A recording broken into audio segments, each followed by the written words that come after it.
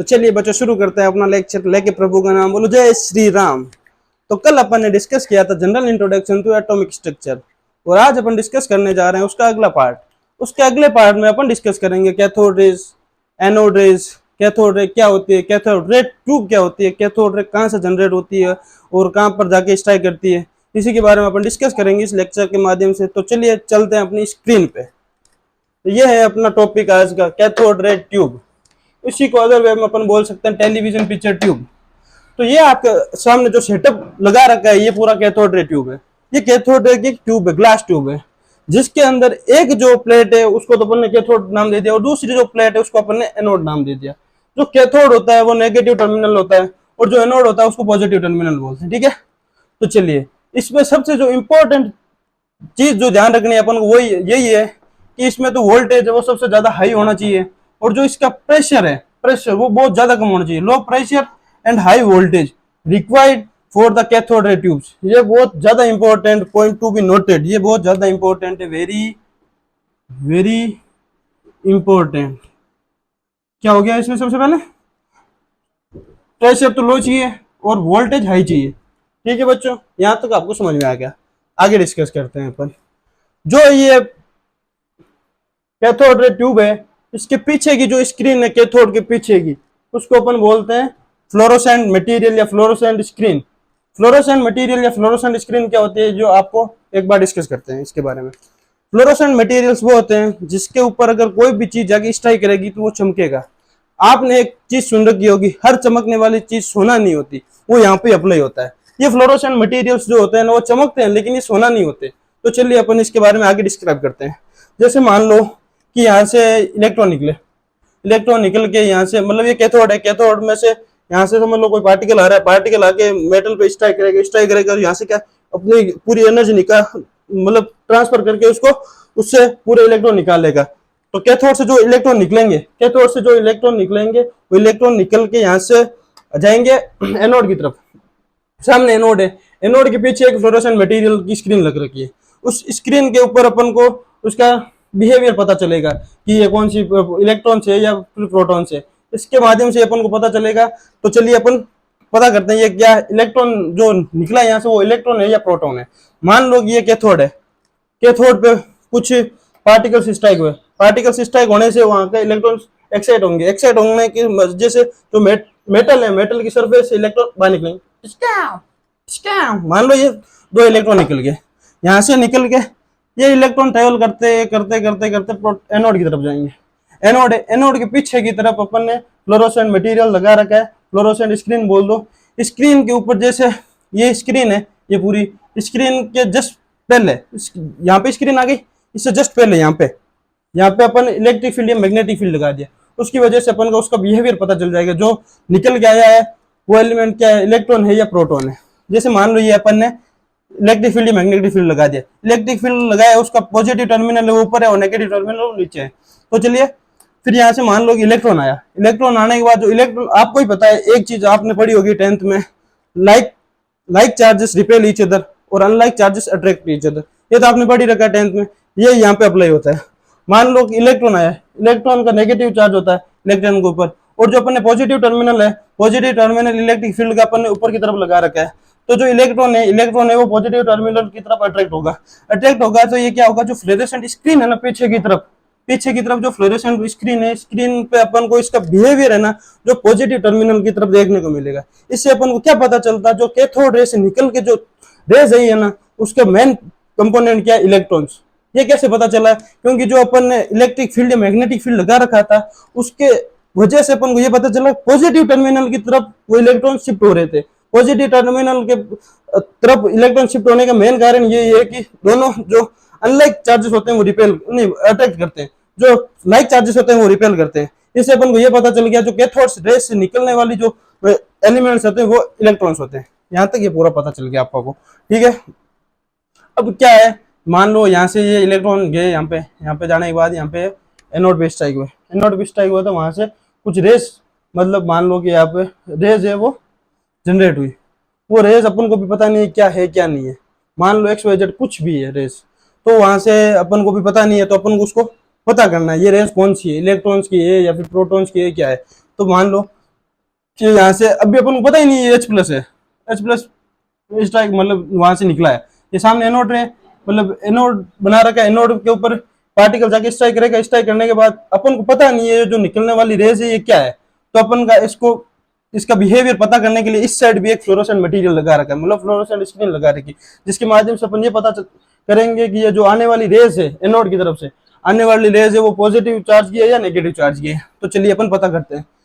ये मान लो एनोड रे है, एनोड रे क्या है, ऊपर जाके पार्टिकल स्ट्राइक करेंगे तो वहां से कुछ रेस डेवलप होगी, वो ट्रेवल करती करती करती करती कैथोड की तरफ आएगी।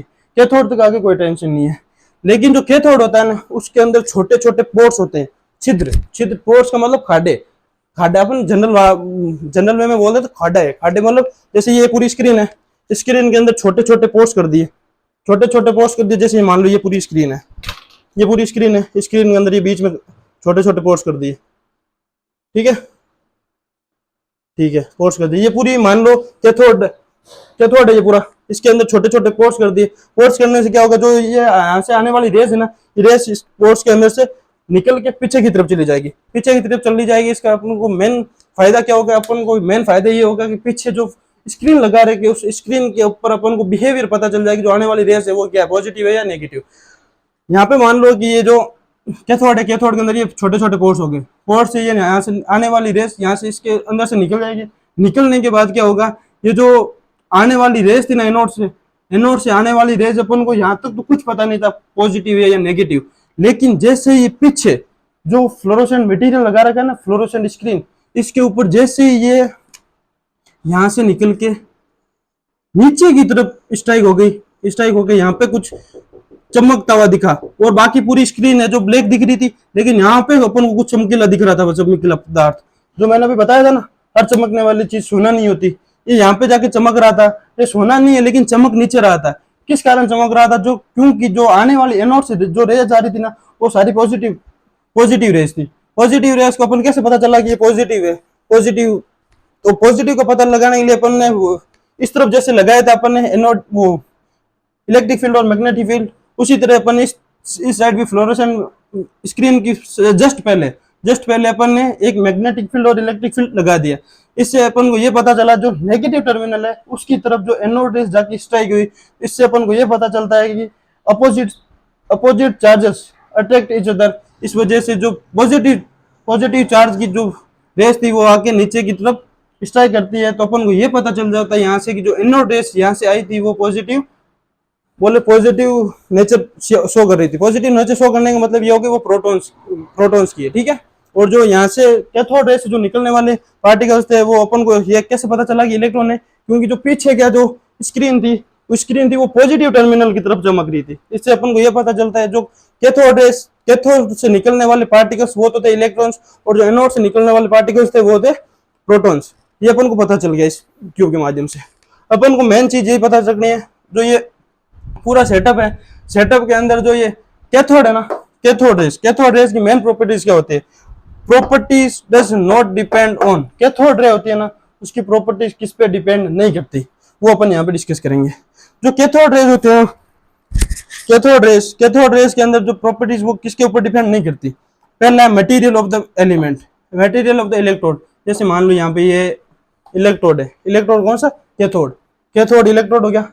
इसके ऊपर मटेरियल जैसे मान लो मैं यहाँ पे लाके पहले लगाता हूँ लिथियम, मान लो, फिर लगाता हूँ सोडियम, कुछ भी मान लो XYZ अपन जो भी मटेरियल लगाते हैं उसके ऊपर डिपेंड नहीं करेगी, क्योंकि कोई सा भी अपन मेटल का मटेरियल आपके यहाँ पे अगर पुट करेंगे तो जैसे भी पार्टिकल स्ट्राइक करेंगे तो इलेक्ट्रॉन का निकलना तय है, श्योर है इलेक्ट्रॉन तो निकलेगा ही निकलेगा। कोई भी मेटल सरफेस के उसके ऊपर अगर पार्टिकल्स आके स्ट्राइक करेंगे तो श्योर है कि उसके अंदर से इलेक्ट्रॉन्स तो एक्साइट होंगे ही होंगे, ठीक है।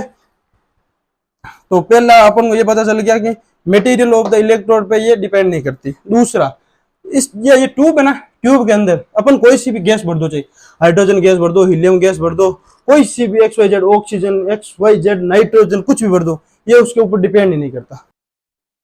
तो चलिए बच्चों, ये आपकी आज की क्लास की नेक्स्ट स्लाइड। इस स्लाइड के माध्यम से अपन जानेंगे कि जो कैथोड रेस अपन ने पढ़ी थी उसकी क्या क्या इंपॉर्टेंट बातें हैं। तो चलिए अपन डिस्कस करते हैं। सबसे पहला पॉइंट इसमें डिस्कस करने लायक यही है, they travel from cathode to anode. ये मैंने आपके साथ पहले डिस्कस किया था। जो ट्यूब होती है उसके अंदर एक टर्मिनल कैथोड होता है, दूसरा टर्मिनल एनोड होता है।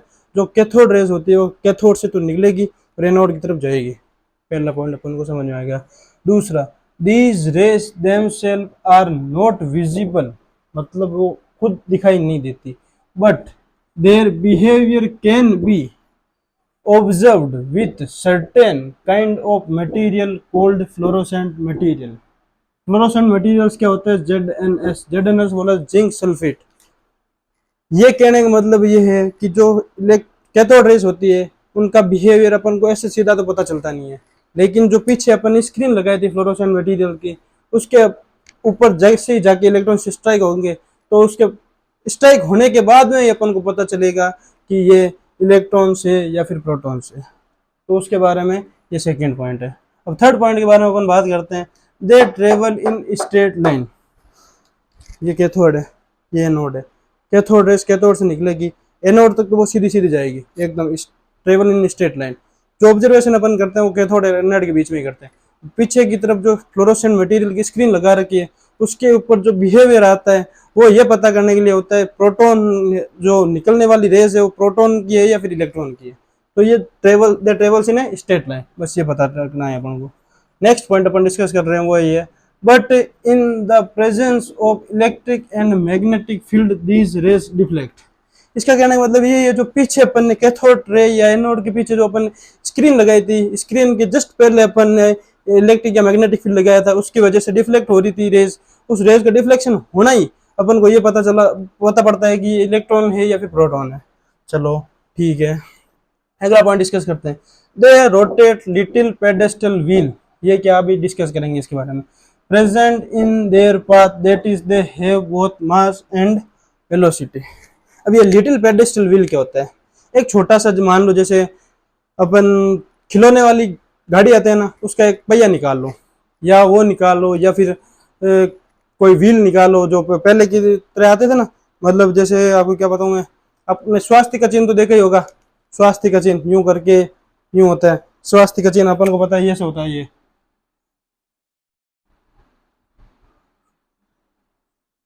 ठीक है, इस तरह से मान लो ये कोई एक व्हील है, यहाँ इसका बीच सेंटर ऑफ मास यहाँ पे, इसके अंदर ये मान लो कि एक रोड डाल रखी है, ये पूरा व्हील इस तरह है, ये स्वास्थ्य का चिन्ह इसके ऊपर फिटेड है। ठीक है, अब मान लो ये बीच में पड़ा है, इस तरफ तो एनोड हो गया, इस तरफ कैथोड हो गया। यहाँ से कैथोड रे आएगी आएगी तो इसके ऊपर स्ट्राइक करेगी, जो इसका ऊपर वाला व्हील है वो आगे की तरफ जाएगा, जो नीचे वाला है वो उसके ऊपर जाएगा। ऐसे करते करते ये रोटेट होने लग जाएगा। जैसे स्पीड से आएगी यूं टकराएगी, ये ऊपर वाला नीचे, नीचे वाला वापिस ऊपर, ऐसे ऐसे करके करते करते करते ये स्पीड से रोटेट करने लग जाएगा। इससे अपन को क्या पता चलता है, जो कैथोड से निकलने वाली रेज है उनके पास मास होता है। पहली बात, मास होगा तभी स्ट्राइक करने के बाद वो वेलोसिटी पर वो मतलब रोटेट करेगा। और दूसरा बात, मास होता है। मास के बारे में अपन कैसे पता चला? जैसे इसके ऊपर स्ट्राइक होगा कुछ ना कुछ मास होगा तभी तो ये रोटेट करेगा। और वेलोसिटी, अगर फुल स्पीड नहीं होगी तो इसके ऊपर स्ट्राइक करने के बाद भी ये रोटेट नहीं होगा तो ये मूव नहीं करेगा। इसका मतलब यही है कि जो अपने पास कैथोड रेस निकलेगी उनके पास मास भी होता है और वेलोसिटी भी होती है। ये पॉइंट डिस्कस कर लिया अपन ने। इसके जस्ट आगे वाला पॉइंट डिस्कस करते हैं। Specific charge of cathode rays, बोले तो इसकी प्रॉपर्टीज ऑलवेज रिमेन फिक्स्ड। मतलब कैथोड रेज क्या होती है? इलेक्ट्रॉन्स होते हैं। इलेक्ट्रॉन्स की स्पेसिफिक चार्ज हमेशा फिक्स होता है। अपन को पता है इनका charge divided by mass ratio हमेशा फिक्स रहता है। चाहे कोई सा भी किसी मटेरियल से अपन इलेक्ट्रॉन निकालेंगे तो उसका charge divided by mass ratio हमेशा फिक्स रहेगा। चलो इसके जस्ट आगे का पॉइंट डिस्कस करते हैं। When high velocity electron strike with hard metal. अब ये हाई वेलोसिटी इलेक्ट्रॉन क्या हो गया? जो यहाँ से कैथोड है ना, ये कैथोड से यहाँ से कुछ इलेक्ट्रॉन्स निकले थे, अपन को पता है। ये इलेक्ट्रॉन ये यहाँ से स्पीड से भागते भागते जाएंगे, टक टक टक टक टक टक टक टक टक टक टक, यहाँ पे गए। अब मान लो यहाँ पे अपन ने कुछ मेटल, हार्ड मेटल रख दिया। हार्ड मेटल का मतलब क्या हो गया? जिनका मेल्टिंग पॉइंट बहुत ज्यादा हो। हार्ड मेटल जैसे अपन ने रख दिया टंगस्टन का जो सिंबल होता है डब्ल्यू होता है, और अपन ने एक रख दिया मोलिब्डेनम का सिंबल होता है एमओ, मोलिब्डेनम। ठीक है, टंगस्टन या मोलिब्डेनम रख दिया। अगर इसके ऊपर ये इलेक्ट्रॉन आके स्ट्राइक करेंगे तो जो निकलने वाली रेज होती है उनको अपन एक्स रेज बोलते हैं। वो अपने लेबोरेटरी में काम आती है। जब भी कोई आपका फ्रैक्चर वगैरह कुछ हो जाता है तो आपको डॉक्टर रिकमेंड करता है कि आप जाके एक बार अपना एक्सरे करवा के आओ। उसके माध्यम से डॉक्टर को ये पता चल जाता है कि इसके अंदर इसका जो बॉडी स्ट्रक्चर है, इसके बॉडी स्ट्रक्चर के अंदर बोन है वो फ्रैक्चर हुई है कि नहीं हुई है, वो एक्सरे के माध्यम से अपन को पता चलता है। ये तो आपको पता है। तो जो यहाँ पे इलेक्ट्रॉन होता है ना, उसको अगर हाई मेल्टिंग पॉइंट के अगर हार्ड मेटल के ऊपर स्ट्राइक करवाएंगे तो एक्सरे प्रोड्यूस होते हैं। ये अपन को ध्यान रखना है। मैंने उसके अंदर जाना नहीं मैकेनिज्म क्या होता है एक्सरे का, वो डॉक्टर्स का काम है। आप डॉक्टर बनने के बाद ये आपके काम आएगा एक्सरे क्या होता है। अभी ये आप इस पे फोकस करो कि हार्ड मेटल पे अगर स्ट्राइक करेंगे तो एक्सरे प्रोड्यूस होंगे। चलो ठीक है, अगला पॉइंट डिस्कस करते हैं। अब extend of deflection depends on, अब ये क्या है मतलब इसका, एक्सटेंड ऑफ डिफ्लेक्शन। डिफ्लेक्शन क्या है, ये अपने कैथोड रे ट्यूब बनाई थी, ये पीछे की स्क्रीन हो गई, इस तरफ ये हो गई स्क्रीन, ठीक है, इस तरफ ये स्क्रीन हो गई, ठीक है। अब यहाँ पे अपन ने ऑब्जर्व किया था कि जो इलेक्ट्रॉन्स की बीम आ रही थी ये ऊपर की तरफ जाके स्ट्राइक हो रही थी, ठीक है, मतलब यहाँ पे। अब ये इसका सेंटर हो गया। अब ये सेंटर से ऊपर कितनी जाती है, एक्सटेंड ऑफ डिफ्लेक्शन, ये कितनी डिफ्लेक्ट हो रही है यहाँ से मतलब कितनी डिफ्लेक्ट हो रही है, ये कैसे पता चलेगा अपन को। उसके यहाँ पे अपन को 3 पॉइंट याद रखने। पहला पॉइंट ये है कि मैग्नीट्यूड ऑफ चार्ज, जो इलेक्ट्रॉन्स आ रहे हैं इनके ऊपर चार्ज कितना है, कितना चार्ज के इलेक्ट्रॉन्स आ रहे हैं, उससे अपन को ये पता चल जाएगा इसका डिफ्लेक्शन कितना होता है। दूसरा पॉइंट इसमें ये है कि मास ऑफ चार्ज, जितने ज्यादा इलेक्ट्रॉन्स आएंगे उसका मास उतना भी ज्यादा होगा। सेकंड पॉइंट समझ आ गया। तीसरा पॉइंट स्ट्रेंथ ऑफ इलेक्ट्रिक या मैग्नेटिक फील्ड। अब ये तीसरा पॉइंट क्या कहना चाह रहा है, ये जो अपन इलेक्ट्रिक फील्ड या मैग्नेटिक फील्ड लगाए थे इसके अंदर, मतलब फ्लोरेसेंट मटेरियल स्क्रीन के जस्ट आगे अपन ने जो इलेक्ट्रिक फील्ड या मैग्नेटिक फील्ड लगाए थे, ये जितनी ज्यादा होगी भाई साहब उतना ही डिफ्लेक्शन ज्यादा होगा। मतलब मान लो जैसे ये इलेक्ट्रिक फील्ड का पॉजिटिव टर्मिनल है, ये इलेक्ट्रिक फील्ड का नेगेटिव टर्मिनल है, यहाँ से इलेक्ट्रॉन आ रहा है, ये अपन ने पहले तो नॉर्मल रखा था, नॉर्मल मतलब नॉर्मल इसके वोल्टेज रखा था, तो फिर यार जो इलेक्ट्रॉन्स आ रहे थे वो नॉर्मल ऊपर की तरफ डिफ्लेक्ट होंगे थोड़े से तक इतने से। फिर अपन जो जो मतलब इलेक्ट्रिक फील्ड बढ़ाते जाएंगे, ये धीरे धीरे धीरे धीरे इनका डिफ्लेक्शन बढ़ता जाएगा। जैसे अपन बहुत ज्यादा मैग्नेटिक फील्ड कर दिया तो यहाँ पे जो इलेक्ट्रॉन आते थे यहाँ तक तो सीधे स्ट्रेट आएंगे, फिर यहाँ पे आते यूं ऊपर डिफ्लेक्ट हो जाएंगे। ये डिफ्लेक्ट होने के से अपन को ये पता चलता है कि जो इसकी स्ट्रेंथ मैग्नेटिक फील्ड की जितनी ज्यादा स्ट्रेंथ अपन बढ़ाएंगे उतना ही ज्यादा डिफ्लेक्शन होगा। तो चलिए ये पूरे जो पॉइंट्स हैं ये कैथोड रे से रिलेटेड है। चलो आप एक बार इसका स्क्रीनशॉट ले लो, इसके बाद में अपन डिस्कस करते हैं एनोड रेज क्या होती है। तो बच्चों ये आपकी नेक्स्ट स्लाइड, इसके माध्यम से अपन पढ़ेंगे discovery of proton and neutrons. जो आपके एनसीईआरटी है, एनसीईआरटी के अंदर इस टॉपिक को दे रखा है डिस्कवरी ऑफ प्रोटॉन और न्यूट्रॉन के नाम से। आप एक बार जाकर उसको रीड आउट कर लो। कोई भी प्रॉब्लम आए तो आप कमेंट सेक्शन में जरूर बता देना, मैं आपका हर एक डाउट सोल्व करने के लिए तैयार हूँ। तो चलिए अपन डिस्कस करते हैं एनोड रेस। एनोड रेस को और कैनाल रेस भी बोलते हैं, ठीक है। तो अपन इसके बारे में कुछ इंपॉर्टेंट पॉइंट्स डिस्कस करेंगे।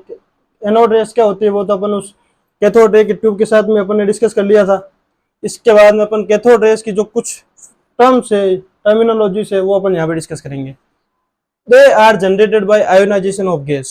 अब आयोनाइजेशन ऑफ गैस क्या होता है, कोई गैस है, गैस जैसे मान लो ये ए गैस और ये बी गैस है, दोनों गैसेस एटम है।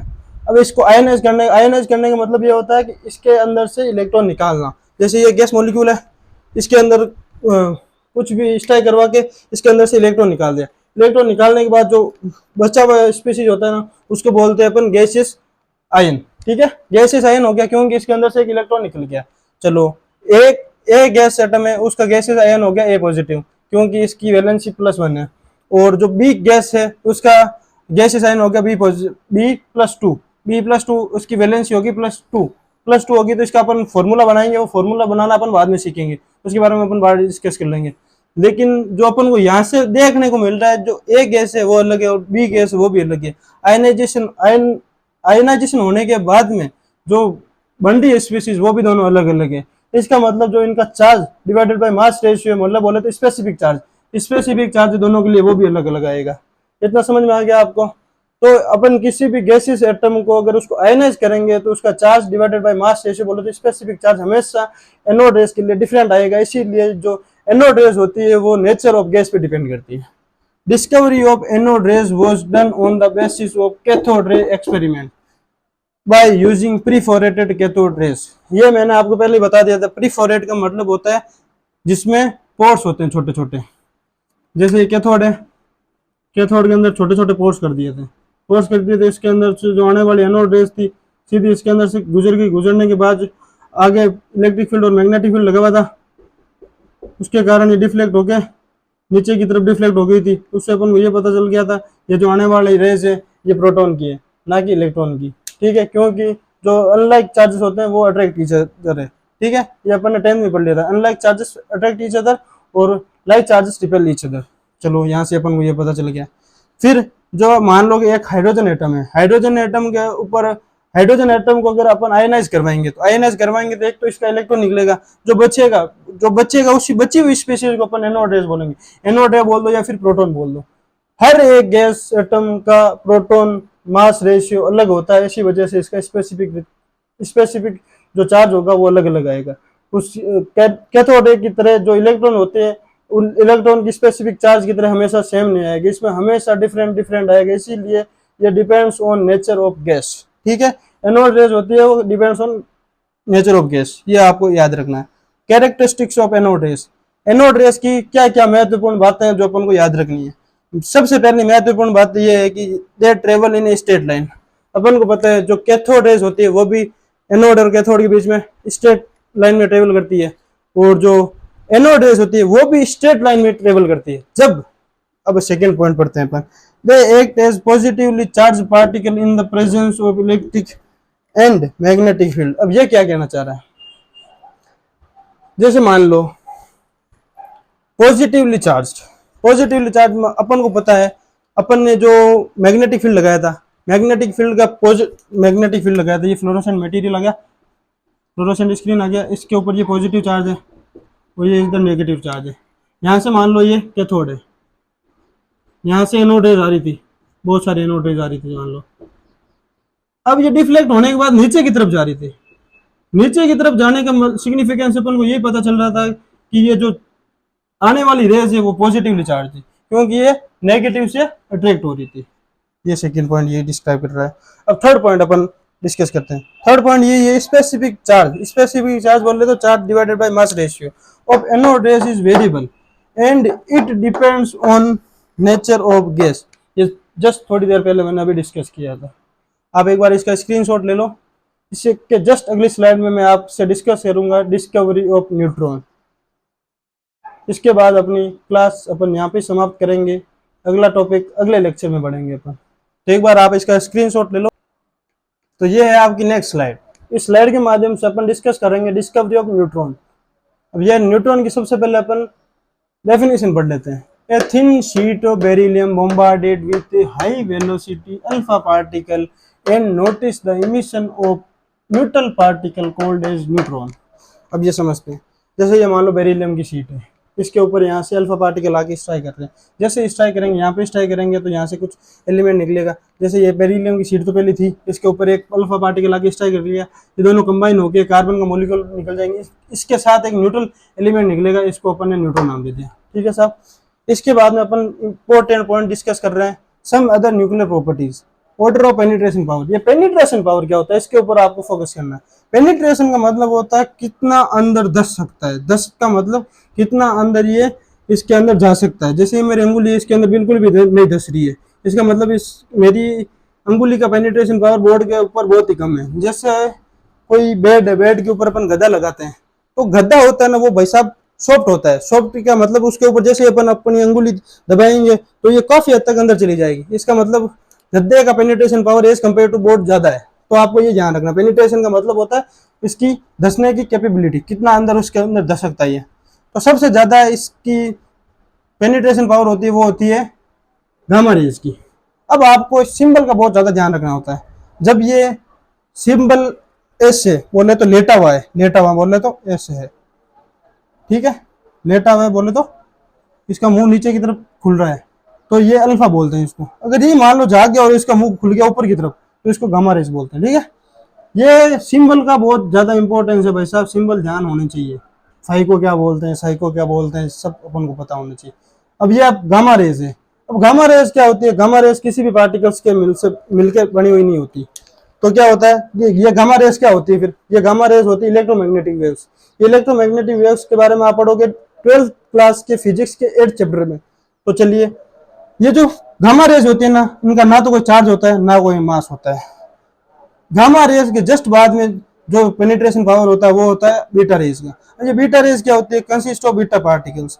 बीटा पार्टिकल्स क्या होते हैं, जैसे अपन इसको डिनोट करेंगे बीटा पार्टिकल्स को, ई सिंबल लिख दिया, इसके नीचे -1 और ऊपर 0 बोले तो इनका जो एटॉमिक नंबर है वो 1 से, तो इसमें दिखने को तो अपन को 1 से कम होगा। जब अपन इसका मतलब एग्जाम्पल के थ्रू समझेंगे तो आपको पता चलेगा कि अपन जैसे इसका एक बीटा पार्टिकल निकालेंगे तो हमेशा जो एलिमेंट होता है वो एक एटॉमिक नंबर से बढ़ जाता है, एक एटॉमिक नंबर से बढ़ जाता है। ठीक है, वो अपन आप आगे एग्जाम्पल में अभी डिस्कस कर लेंगे। ठीक है, अब ये अल्फा रेज क्या होती है, अल्फा रेज क्या होती है, कंसिस्ट ऑफ अल्फा पार्टिकल। ये अपन ने कल डिस्कस किया था। अल्फा पार्टिकल्स क्या होते हैं, न्यूक्लियस ऑफ हीलियम एटम को अपन अल्फा पार्टिकल्स बोलते हैं।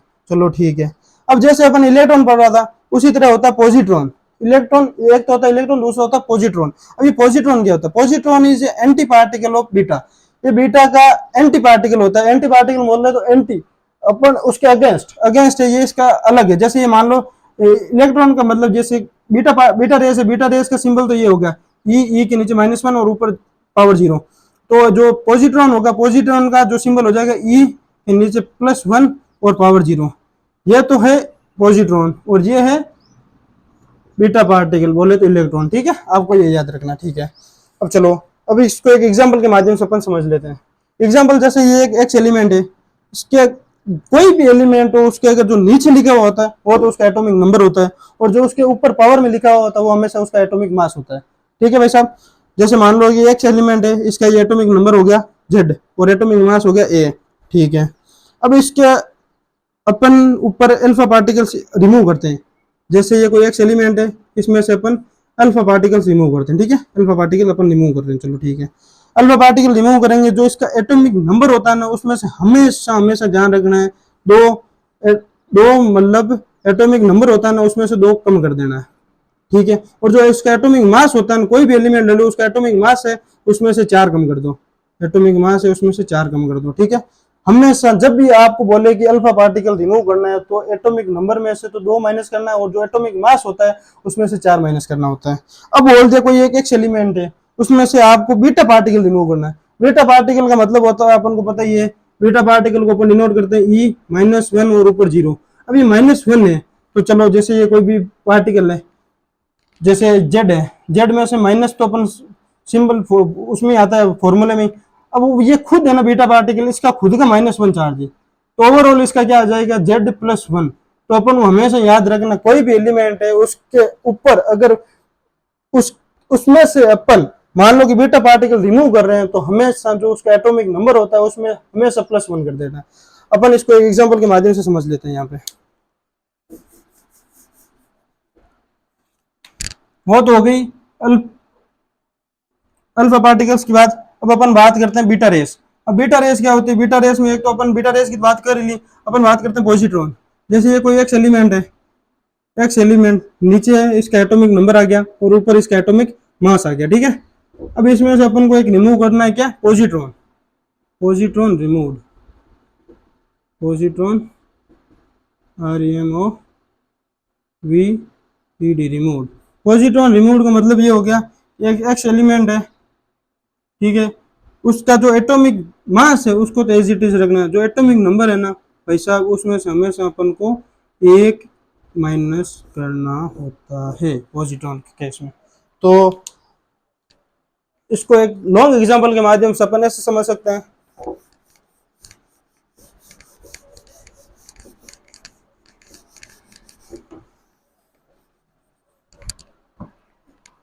जैसे ये मान लो कोई एक्स एलिमेंट है, इसका एटॉमिक नंबर हो गया Z और एटॉमिक मास हो गया A। अगर इसमें से अपन बीटा पार्टिकल रिमूव करेंगे, बीटा पार्टिकल रिमूव्ड,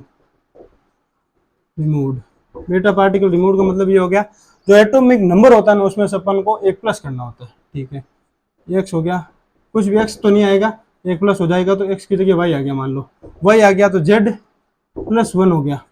ठीक है, Z+1 या Z+1 लिख रहे हैं तो अपन को x से लिखना पड़ेगा। ठीक है, Z+1 हो गया। ठीक है, और जो एटॉमिक मास होता है उसको एज इट इज रहने दो, ठीक है, कोई टेंशन नहीं है। अब इसमें से अपन मान लो कि एक अल्फा पार्टिकल रिमूव कर रहे हैं, अल्फा पार्टिकल रिमूव, ठीक है, अल्फा पार्टिकल रिमूव करेंगे। अल्फा पार्टिकल रिमूव करेंगे तो अपन ने एक चीज सीखी थी, जो एक्स होता है उसके अंदर जेड तो पहले ही प्लस हो गया एक वन, अब इसमें से -2 करना है, क्योंकि अपन को पता है कि जब भी अपन अल्फा पार्टिकल रिमूव करेंगे तो एटॉमिक नंबर होता है उसमें से तो 2 माइनस करते हैं, जो एटॉमिक मास होता है उसमें से 4 माइनस करते हैं। ये समझ में आ गया। ये पूरा इसका ओवरव्यू है भाई साहब, एक बार इसको आप आराम से देख लो, अच्छे से नोटिस कर लो। कोई भी डाउट है तो आप कमेंट सेक्शन में बता देना, मैं आपको समझा दूंगा। अब कल अपन ने बात की थी एक टॉपिक के बारे में, वो था मिलीकन्स ऑयल ड्रॉप एक्सपेरिमेंट। वो क्या है, आप जब एनसीईआरटी खोलोगे अपनी, उसमें एटॉमिक स्ट्रक्चर के अंदर देखोगे तो जो मेरे पास पुरानी एनसीईआरटी है उसके अंदर यहाँ पे डिस्कस कर रहा है मिलीकन ऑयल ड्रॉप मेथड। आपको अगर दिख रहा है तो अच्छे से एक बार गौर कर के देख लो। ये पूरा सेटअप है आपके सामने, पूरा सेटअप दिखा रखा है इसके अंदर। मैं आपको डिस्कस करके अभी बता दूंगा ये पूरे सेटअप के अंदर क्या कहना चाह रहा है और क्या नहीं कहना चाह रहा। चलो मैं डिस्कस करता हूँ एक बार आपके साथ। ये पूरा सेटअप दे रखा है, इसके अंदर एक कंटेनर है, कंटेनर और एक कंटेनर के अंदर 2 प्लेट्स दे रखी है।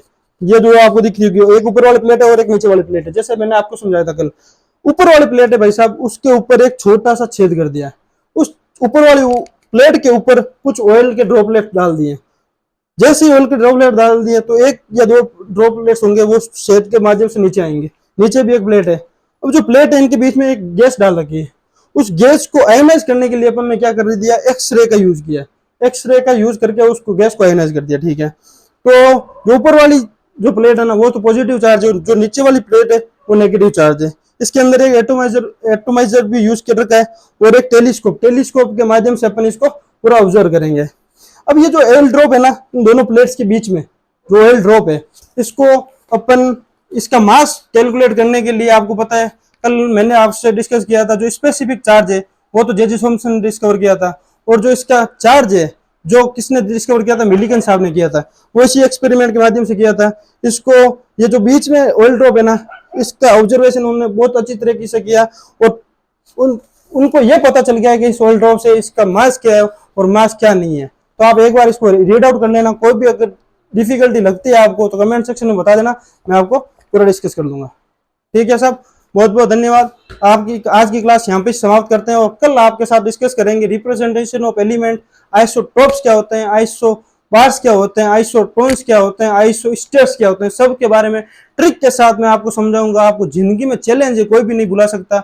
अगर रात को भी कोई आपको थप्पड़ मार के उठा के पूछ लेना कि बताओ आइसोटोप्स क्या होते हैं, आप सपनों में भी जाग के बता दोगे कि आप आइसोटोप्स मेरे को याद है भाई साहब, इतना अच्छे से मैं आपको याद करवा दूंगा। आइसोटोप्स, आइसोटोन्स क्या होते हैं, आइसोबार्स क्या होता है, आइसोस्टेट्स क्या होते हैं।